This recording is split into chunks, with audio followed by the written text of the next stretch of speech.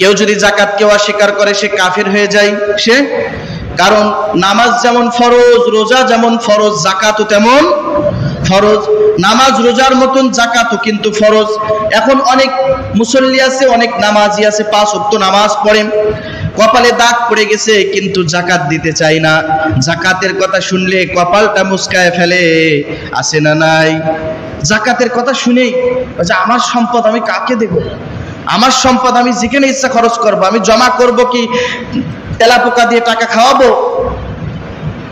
এটা আমার বিষয়, ব্যক্তিগত বিষয়, আমার সম্পদ, আমি কামাই করেছি 2 হাতে, এটা আমি কোথায় খরচ করব না করব এটা তোমাদের কাছে আমি কৈফিয়ত দিব না, তবে আমি যাকাত দিব না। এ কথা বলে কি বলে না? সোজাসুজি কাফের। সোজাসুজি কোনো দলিল লাগবে না, কোনো হাদিস লাগবে না, এই বেয়াদবটা কাফের। আল্লাহর ফরজ বিধান যদি কেউ অস্বীকার করে সে আর মুসলমান থাকে না, সে কি হয়ে যায়? আওয়াজ করে বলেন, কি হয়ে যায়? সে কাফের হয়ে যায়, সোজাসুজি কাফের। আর কেউ যদি অস্বীকার করেন, কেউ যদি যাকাত না দেয়, তার সম্পদ যদি সে ব্যাংকে জমা করে রাখে, সঞ্চয় করে রাখে, আর মনে করে আমি যাকাত দিব না, আমার সম্পদ আমি কাকে দিব, আমার সম্পদ আমি জমা করে রাখবো, আত্মীয় স্বজন কিংবা আমার সন্তান ভবিষ্যতের জন্য আমি চিন্তা করব, যাকাত আমি দিতে পারবো না, তাদের ব্যাপারে আল্লাহ তাআলা কুরআনুল কারীমের মধ্যে সূরা তাওবার 35 নম্বর আয়াত, কয় নম্বর? বিশ্বাস না হলে দেখে নিবেন, মোবাইল সার্চ দিয়ে নিবেন, গুগল সার্চ দিবেন। 35 নম্বর আয়াতে আল্লাহ রাব্বুল আলামিন বলছেন, ওয়াল্লাযীনা ইয়াকনিজুনায যাহাবা ওয়াল ফিদ্দাতা ওয়ালা ইউনফিকুনাহা ফি সাবিলিল্লাহ ফাবাশশিরহুম বিআযাবিন আলীম। আল্লাহু আকবার। আল্লাহ বলেন, যারা যাকাতকে অস্বীকার করে, যাকাতের টাকা, যাকাতের পয়সা, যাকাতের সম্পদগুলো স্তূপ করে রাখে, ব্যাংকে রাখে, বালিশের তলে রাখে, যেখানে ইচ্ছা সেখানে রাখে, কিন্তু যাকাত দেয় না, যাকাত জমা করে রাখে, আল্লাহর রাস্তায় খরচ করে না, সাদকা করে না। আল্লাহর নবী সাল্লাল্লাহু আলাইহি ওয়াসাল্লামকে আল্লাহ তাআলা বলছেন, ফাবাশশিরহুম বিআযাবিন আলীম। ফাবাশশিরহুম বিআযাবিন আলীম। নবী আপনি তাদেরকে কষ্টদায়ক, যন্ত্রণাদায়ক শাস্তির সুসংবাদ দাও। নাউজুবিল্লাহ। কষ্টদায়ক, যন্ত্রণাদায়ক শাস্তির সুসংবাদ দাও। শাস্তির ব্যাপারে আল্লাহ তাআলা সুসংবাদ শব্দ ব্যবহার করেছেন। আল্লাহ তো এই বাংলা না ব্যবহার করতে পারতো, কারণ শাস্তি দিবেন, দুঃসংবাদ দাও এ কথা বলবে, কিন্তু সুসংবাদের কথা কেন বললেন? আল্লাহ তাআলা রাগ মিজাজ এত খারাপ হয়ে গেছে, আমার দেওয়া সম্পদ, আমার দেওয়া টাকা পয়সা আমি তোমাকে দিয়েছি, আর সেই টাকা তুমি আমি আল্লাহর রাস্তায় খরচ করবা না, তুমি জমা করে রাখবার, কপাল ছিটকাবা, এটা তো হতে পারে না। তা আল্লাহ বলেছেন সুসংবাদ দাও তাদের, আমি তাদের যন্ত্রণাদায়ক শাস্তি দেব। নবী আপনি তাদেরকে জানান, যারা যাকাতকে অস্বীকার করে, যারা আমি আল্লাহর দেওয়া সম্পদ পাওয়ার পরেও তারা শুকর না করে, আমি আল্লাহর রাস্তায় খরচ না করে, যাকাত না দিয়ে জমা করে রাখে, অভাব দুঃখীরা না খেয়ে মরে, অসুস্থরা চিকিৎসা করতে পারে না, তারা মরে, মাদ্রাসা মসজিদের কাজ বছর কি বছর ধরে পড়ে থাকে, কিন্তু এরা টাকা বাহির করে না, এদেরকে শাস্তির সুসংবাদ তুমি জানিয়ে দাও। কথা বলেন ঠিক কিনা? এজন্য রব্বুল আলামিন বলছেন, ওয়াল্লাযীনা ইয়াকনিজুনায যাহাবা ওয়াল ফিদ্দাতা ওয়ালা ইউনফিকুনাহা ফি সাবিলিল্লাহ ফাবাশশিরহুম বিআযাবিন আলীম। যারা টাকা পয়সা, অর্থ সম্পদ, সোনা দানা তারা গচ্ছিত রাখে, তারা সঞ্চয় করে রাখে, আখিরাতের জন্য খরচ করে না, সদকা করে না, যাকাত দেয় না, গরিব দুঃখীকে দেয় না, মাদ্রাসা মসজিদে দান করে না, ইয়াতীমকে দান করে না, ফি সাবিলিল্লাহ আল্লাহর রাস্তায় খরচ করে না। নবী আপনি তাদেরকে যন্ত্রণাদায়ক শাস্তির কথা হইলেই তো হইতো যে আমি তাদেরকে শাস্তি দিব। আল্লাহ বলছেন যন্ত্রণাদায়ক শাস্তির সুসংবাদ নবী আপনি তাদেরকে জানান। তারপরে রব্বুল আলামিন বলছেন 35 নম্বর আয়াতে, 36 নম্বর আয়াতে আল্লাহ বলছেন, ইয়াউমা ইউহমা আলাইহা ফি নারি জাহান্নামা ফাতুকওয়া বিহা জিবাহুহুম ওয়া জুনুবুহুম ওয়া যুহুরুহুম, জিবাহুহুম ওয়া জুনুবুহুম ওয়া যুহুরুহুম হাযা মা কানাসতুম লিআনফুসিকুম ফাযুকু মা কুনতুম তাকনিজুন। আল্লাহু আকবার। আল্লাহ বলছেন ইয়াউমা ইউহমা আলাইহা ফি নারি জাহান্নামা। নবী আপনি তাদেরকে জানান যারা টাকা পয়সা অর্থ সম্পদ সোনা দানাকে জমা করে রাখে, সোনা দানা কি করে? জমা করে রাখে, তাদের এমন শাস্তি দেওয়া হবে আখিরাতের কঠিন দিনে তাদেরকে ওই মাল সম্পদ জাহান্নামের আগুনে, ওই মাল সম্পদ সোনা দানা টাকা পয়সা আখিরাতের ওই কঠিন শাস্তি, ওই যে জাহান্নামের আগুন উত্তপ্ত আগুন দিয়ে তাদের ওই টাকা পয়সাগুলো অর্থ সম্পদগুলো সোনা দানাগুলো গলানো হবে। কি হবে? গলানো হবে, উত্তপ্ত গরম করে তাদের জন্য একটা ইস্ত্রি বানানো হবে। কি বানানো হবে? ইস্ত্রি না, আয়রন মেশিন, ইস্ত্রি মেশিন, ওইটা বানানো হবে। কেমন? 10 মিনিট হিট দিয়ে তারপর একটু কপালে লাগায় দেখেন। অত শক্তিশালী হয়ে গেছেন, আল্লাহর সামনে আল্লাহর ফরজ বিধান নিয়ে অস্বীকার করেন, খুব পণ্ডিত হয়ে গেছেন, খুব মাস্তান হয়ে গেছেন। তো ওই ইস্ত্রি 10 মিনিট আপনি বাড়ির ইস্ত্রি, আপনার বাড়ির আয়রন, কিনা আয়রন আছে না, ওই যে অল্টনের যে আয়রনটা, ওইটাই দিয়েন। বাজারেরটার কথা বাদ দিলাম। 10 মিনিট দিয়ে কপালে একটু ছ্যাক দিয়েন। যদি সহ্য করতে পারেন তাহলে আল্লাহ ফরজ বিধান যাকাতকে অস্বীকার করবেন, কোনো সমস্যা নাই। কিন্তু যদি না পারেন তাহলে আজকে থেকেই বকেয়া যত যাকাত আছে হিসাব করে আপনি সব যাকাত দিয়ে দিবেন। কথা কি ক্লিয়ার নাকি ভেজাল আছে? কোরআন দিয়ে বলছি ভাই, আজকে থেকেই যাকাত সবকিছু হিসেব করে পিছনের যত বকেয়া আছে সব দিয়ে দেন। না আল্লাহর ওই কঠিন নারুল্লাহিল মুকাদা জাহান্নামের আগুন শরীরের যেখানেই লাগুক না কেন কলিজা পর্যন্ত ভুনা হয়ে যাবে। দুনিয়ার আগুন হাতে লাগলে হাত পড়ে, পায়ে লাগলে পা পড়ে, যেখানে লাগানি সেই জায়গাটুকু শুধু পড়ে। মোমবাতির আগুন হাতে লাগলে হাত পড়ে, পায়ে লাগলে পা পড়ে। জাহান্নামের আগুন শরীরের যেখানেই লাগুক না কেন কলিজা পর্যন্ত ভুনা হয়ে যাবে। নাউজুবিল্লাহ পড়েন। জাহান্নামের এত আগুন এত এমন গরম হবে, এত উত্তপ্ত হবে, ওই গরম আগুনের মধ্যে আল্লাহ তাআলা সোনা দানা অর্থ সম্পদগুলো জমা করবেন, করে গলাবেন, তারপরে একটা ইস্ত্রি মেশিন বানাবেন, ওখানে একটা লোহার একটা বড় পাত বানাবেন।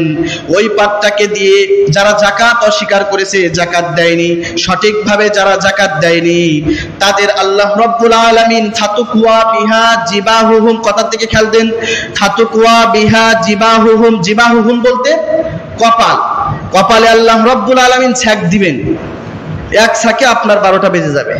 দুনিয়ার ছ্যাক না যে দিয়ে পারে সরাই নেবে, ঠিক আছে? ফাতুকুয়া বিহা জিবাহুহুম, আপনার কপালের মধ্যে ছ্যাক দেওয়া হবে। ওয়া জুনুবুহুম, আপনার বুকের মধ্যে। ওয়া জুহুরুহুম, আপনার পিঠের মধ্যে। কয় জায়গায়? কয় জায়গায় বললাম? কপাল, পাজর আর পিঠ। এত জায়গা থাকতে আল্লাহ তাআলা পাছায় তো দিতে পারতো, সেখানে দিচ্ছে না, সামনে কোথাও দিবে না। আল্লাহ তাআলা এই 3 জায়গায় আল্লাহ কেন দিবেন বুঝতে হবে। যাকাতের কথা বললে, যাকাতের কথা চাইলে, যাকাত চাইলে এতিম সন্তানরা যখন রশিদ বই নিয়ে যায়, ভাই যাকাতের টাকা যদি মাদ্রাসায় দিতেন, ফান্ডে আমাদের যাকাত ফান্ড আছে, চাউল নাই বোর্ডিং এ, কাপড় নাই, কোনো কিছুই নাই, যদি দিতেন। এবার কি করে বড় লোক? কি করে? কপালটা এইভাবে ছিটকায়, ভাঁজ করে। আমার কপাল ভাঁজ হচ্ছে না, আমার তো আবার কপাল বড়, এই জন্য কপাল ভাঁজ হচ্ছে না, কপালটা ভাঁজ করে বলে যে আমার সম্পদ কাকে দিব, যাও মাপো সাইড কর। তাই আল্লাহ কপালের কথা বলেছে, কপাল মুচকাও, কপাল দলা করো। যাকাতের কথা শুনে কপালে ছ্যাক দিবেন আল্লাহ। 2 নম্বর আল্লাহ বলেছেন পাজরের মধ্যে ছ্যাক দিবেন। কেন পাজরে দিবেন? আল্লাহ তো পেটের মধ্যে দিতে পারতো, কিন্তু আল্লাহ পাজরে দিবেন। কারণ হলো পাজরে এই ঘোরায় হাত এখানে দেখায়, যাও সাইড করো, এই সাইড করো, যাও সরো। ভালো লাগে না, এতিমদের জন্য আর ভালো লাগে না। এই রোজার মাস আসলো আর রশিদ নিয়ে বেরোয় পড়েছে, আর ভালো লাগে না, সরো সাইড করো। আর কেউ তো আবার পিঠ দেখায় দেয়, যেই দেখে যে হুজুর এসেছে, ধুর কি চাপে বোঝা হয়ে গেছে, এইভাবে পিঠটা সরায় নাই, পিঠ দেখায় দেয়। কপাল দলা করে, পাঁচড়ের এদিকে হাত দিয়ে বলে যাও সাইড করো, আর পিঠ দেখায় দেয়। এই কারণে আল্লাহ তাআলা 3 জায়গায় ছ্যাক দিবেন, এই কথা আল্লাহ তাআলা বলেছেন। আর আল্লাহ তাআলা বলেছেন শুধু এতটুকুন শেষ নয়, হাযা মা কানাজতুম লিআনফুসিকুম ফাযুকু মা কুনতুম তাকনিজুন। আল্লাহু আকবার। আল্লাহ বলছেন তখন আল্লাহ রাব্বুল আলামিন ছ্যাক দিবেন ফেরেশতার মাধ্যমে, আর বলবেন এখন মজা চাখো, ফাযুকু, চাখো, এখন স্বাদ নাও। সম্পদ জমা করছিলে না, সম্পদ ব্যাংকে রাখনি, ইসলামী ব্যাংকে রাখনি, সোনালী ব্যাংক, চৈতালি ব্যাংক, এ ব্যাংক সে ব্যাংক, কত ব্যাংক, এসব রাখনি, টাকা জমা করনি, সঞ্চয় করনি, এখন ওই সম্পদের মজা। ফাযুকু মা কুনতুম তাকনিজুন, কিয়ামত পর্যন্ত হয় জান্নাতে নয় জাহান্নামে যাওয়ার আগ পর্যন্ত এই স্বাদ নিতেই থাকো। নাউজুবিল্লাহ। সহ্য করতে পারবেন ভাই? যাকাত যে কত বড় একটা বিধান, এইটা আমাদের সমাজে উঠে গেছে। দেখলে বোঝা যায়, খোঁজ করলে, হিসাব করলে বোঝা যায় সবার জন্য যাকাত ফরজ হয়ে গেছে, কারোর কম কারোর বেশি। কিন্তু যাকাত কয়জন দেয়? যদি এই এলাকার মানুষ যদি যাকাত সদকা দিত, তাহলে আমাদের মাদ্রাসা কি এই হাল থাকতো? কথা বলেন। সেই অনুযায়ী কি যাকাত দেয় ভাই? 90,000 টাকার মালিক হইলেই এই যুগে এখন এই বছর আপনি যাকাত দেওয়ার স্বাবলম্বী হচ্ছেন, যাকাত আপনার জন্য ফরজ হচ্ছে। কিন্তু কত 90 চলে গেছে, ও বান্দা কোনোদিন যাকাত দেয় না, মনে করছে আমি তো বেঁচে যাচ্ছি। এলাকার মানুষ না জানলেও আল্লাহ তো জানে তোমার যাকাত ফরজ হয়ে গেছে, তুমি যাকাতটা দাও বাবা এবার, আর জাহান্নামের কঠিন আগুন থেকে তুমি বাঁচো। এই যে আয়াত, স্পষ্ট আয়াত, কোনো এখানে আল্লাহ তাআলা ভোগীযোগী করেননি। কোরআন মানেই তো স্পষ্ট দলিল, এর চাইতেও বড় দলিল তো পৃথিবীতে আর হতে পারে না। এর চাইতেও বড় দলিল হাদিসও না, সবচেয়ে বড় দলিল এই কোরআন। এই কোরআনকে কিভাবে অস্বীকার করবা? যদি না ভালো লাগে তাহলে এই আয়াত, এই তাওবার এই আয়াতগুলো আপনি 34-35 নম্বর আয়াত লাল কালি দিয়ে কেটে দিবেন, যদি আপনার সাহস থাকে। পারবেন ভাই আপনি? তাহলে যাদের যাকাত ফরজ হয়েছে যাকাত দিবেন। আর কেউ যদি যাকাতকে একেবারে অস্বীকার করে, যাকাত না দেয়, টাকা পয়সা জমা করে রাখে, হাদিস থেকে এবার বলছি, রাসূল করিম সাল্লাল্লাহু আলাইহি ওয়াসাল্লাম বলেছেন, ওই মাল সম্পদ, যেই মাল জমা করে রাখছিল, যেই মাল সে জমা করে স্তূপ করে রাখছিল, গরিবদেরকে দেয়নি, মাদ্রাসায় দেয়নি, যারা পাওয়া মিসকিনদেরকে দেয়নি, ফি সাবিলিল্লাহ, আল্লাহর পথে যারা জিহাদ করে তাদেরকে দেয়নি, যারা জমা করে রেখেছে ওই সম্পদ, ওই মালকে আল্লাহ তাআলা প্রত্যেকটা টাকার জন্য, এক একটা টাকার জন্য এক একটা করে বিষধর সাপ বানাবে। কি বানাবে? বিষধর সাপ। হাদিসে আছে সেই সাপের মাথায় কোনো চামড়া থাকবে না, এত বিষ যে তার চামড়া একেবারে বারবার চামড়া হবে, আবার চামড়া বসে যাবে, চামড়া কেলায় যাবে, এত বিষ। এই বিষধর সাপ পা থেকে মাথা পর্যন্ত, গলা পর্যন্ত, তোমার এই প্রত্যেকটা টাকার জন্য এক একটা সাপ আল্লাহ তৈরি করে দিবেন। তুমি দাঁড়ায় থাকবা, তোমার মুখের মধ্যে কামড়াবে, আর সাপে বলবে এটা তোমার সেই মাল, যেই মাল তুমি জমা করে রেখেছো, যেই মাল জমা করে রেখেছিলে, ওই মাল বলবে আমি তোমার সেই মাল, যেই মাল তুমি ব্যাংকে রেখেছো, বছর কি বছর, যুগ কি যুগ আমাকে যাকাত দাওনি, খরচ করনি, সেই মাল। সম্মানিত ভাইরা, যাকাত দিবেন, ভয়ের কারণ নাই। যাকাত দিলে কেউ ফকির হয়ে যায় না, যাকাত দিলে কেউ মিসকিন হয়ে যায় না, বরং রাসূল করিম বলেন যাকাত দিলে সে স্বাবলম্বী হয়, যাকাত দিলে তার মাল স্থায়ী হয়, যাকাত দিলে তার মাল বেড়ে যায়, যাকাত দিলে তার মাল পবিত্র হয়। সুবহানাল্লাহ। আপনার মাল ধ্বংস হয়ে যাবে, আগুনে পুড়ে যাবে। আপনি যাকাত দেন, আগুনে পুড়ার হাত থেকে আপনার মাল বেঁচে যাবে। পরীক্ষিত। আপনার মাল ধরেন ক্ষয়ক্ষতি হবে। অনেকে আছে যাকাত দেয় না, হুট করে বড় লোক হয়, আঙুল ফুলে কলা গাছ, 1 বছরের মধ্যে কায়ত ভিক্ষে করছে, আছে না নাই? খোঁজ নিয়ে দেখবেন ও শালা যাকাত দিনি, কি দিনি? আল্লাহর ফরজ বিধান মানেনি। এই কারণে ওর আজকে মালের সম্পদের এই অবস্থা। যাকাত দিলে মানুষ ফকির হয়ে যায় না, স্পষ্ট কথা। যাকাত দিলে মানুষ ফকির হয়ে যায় না, স্বাবলম্বী হয়। যাকাত দিলে মানুষের মাল পবিত্র হয়, তার মাল সম্পদ আল্লাহ তাআলা বাড়িয়ে দেয়। সুবহানাল্লাহ পড়ে। এক ইহুদি মহিলা এই কথা মানছিল না প্রথমে, যে মুহাম্মদ যা বলে সব মিথ্যা বলে, মুহাম্মদের কথা সত্য না, যাকাত দিলে আমার মাল পবিত্র হবে কি না হবে, স্থায়ী হবে, আমি যদি ঠিক রাখি, গাইড করে রাখি, তাহলে মাল তো থাকবে। আমি যদি ব্যবসা চালিয়ে যাই, টাকা খরচ করি, তাহলে ব্যবসায় যত টাকা দিব তত ব্যবসা উন্নতি হবে। অনেকের ধারণা যাকাত দেওয়ার দরকার কি। তো এক মহিলা, ইহুদি মহিলা আল্লাহর নবীর কথা শুনেছে, শোনার পর আমল করা শুরু করেছে। বাড়িতে যাওয়ার পর সবকিছু পাই টু পাই হিসাব করে গরিবদের মাঝে তিনি বন্টন করে দিয়েছে। যাকাতকৃত যত মাল আছে সব যত টাকার মাল সব তিনি মাল সম্পদ দিয়ে কারো স্বাবলম্বী করে দিয়েছে, কারো টাকা পয়সা হাতে তুলে দিয়েছে, এমন করে সবার স্বাবলম্বী করে দিয়েছে ওই ইহুদি মহিলা। আর ভাবতেছে, মনে মনে ভাবতেছে, মোহাম্মদ যে এই কথা বললো যে জাকাত দিলে মাল স্থায়ী হয় এবং নিরাপদে থাকে, ডাকাতের হাত থেকে, চোরের হাত থেকে নিরাপদ থাকে।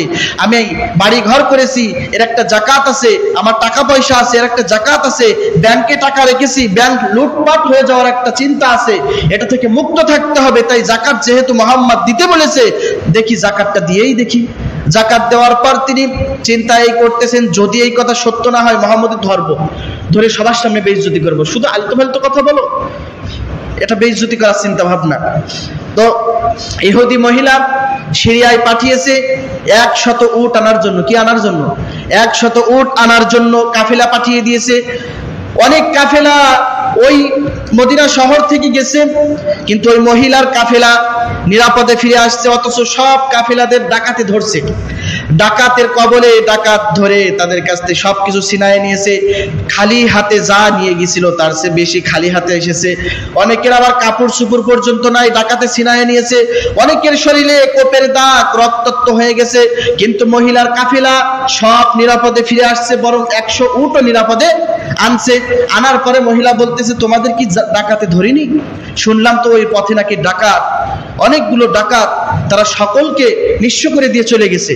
তাই এবার কাফেলার প্রধান যে, সে বলছে, না আমাদের ডাকাতে ধরিনি, আমাদের সামনেই ডাকাত দল ছিল, কিন্তু আমাদের যে প্রধান যে উটটা ছিল, সামনে যে লোকটা ছিল উট নিয়ে, ওই উটটা একটা পাথরের সাথে আঘাত খেয়ে, ওই পাথরে আঘাত খেয়ে উটটা অসুস্থ হয়ে মাটিতে পড়ে যায়। আমরা এত উঠানোর চেষ্টা করেছি, ওই উট ওঠেনি। যতক্ষণ পর্যন্ত ডাকাত কাজ চালিয়েছে ততক্ষণ পর্যন্ত এইভাবেই পড়ে আছে। আর যখন ডাকাত চলে গেছে, নিজ গতিতে, আল্লাহর শক্তিতেই, আল্লাহর দেওয়া শক্তিতেই উট দাঁড়িয়ে গেছে। বলেন আলহামদুলিল্লাহ। দাঁড়িয়ে এবার হাঁটা শুরু করেছে, আর ওর সাথে সাথে 99টা উটও আবার আপনার কাছে নিরাপদে ফিরে আসছি। তখন মহিলা বুঝতে পেরেছে, না, মোহাম্মদ যে কথা বলেছে জাকাত দিলে সম্পদ স্থায়ী হয়, সম্পদ নিরাপদে থাকে, আসলে তো তাই। জাকাত, মহিলা দেরি করলো না, মুহাম্মাদের কাছে যে কালিমা পড়ে, কালিমায়ে শাহাদা বাক্য পড়ে তিনি মুসলমান হয়ে গেল। সুবহানাল্লাহ। জাকাতের বিষয় এই পর্যন্ত থাক, নাকি না আর বলা লাগবে? কোরআন দিয়ে বললাম, খুবই মারাত্মক শাস্তি জাকাতের। আল্লাহ তাআলা 82 আয়াতের মধ্যে সলাতের কথা, যেখানে সলাতের কথা সেখানে জাকাতের কথা, যেখানে সলাতের কথা সেখানে জাকাতের কথা। জাকাতকে অস্বীকার করেন কিভাবে আপনি? ও ধনী, জাকাতকে অস্বীকার করো কি করে? হ্যাঁ, আমরা আল্লাহ যদি আমাদের ধনী বানাইতো তাহলে দেখতে জাকাত দিতাম কিভাবে। তোমাদের যারা ধনী বানাইছে, তোমরা কেন জাকাত দাও না? আল্লাহ তোমাদের আরো ধনী বানাবে যদি জাকাত দাও। এখন দেখেন কি করবেন, এই আমলটা করবেন নাই করবেন, এটা সব ফরজ বিধান, এটা ফরজ ইবাদত। আল্লাহ প্রত্যেক ভাইকে সুন্দরভাবে, সঠিকভাবে জাকাত দেওয়ার তৌফিক দান করুক। যারা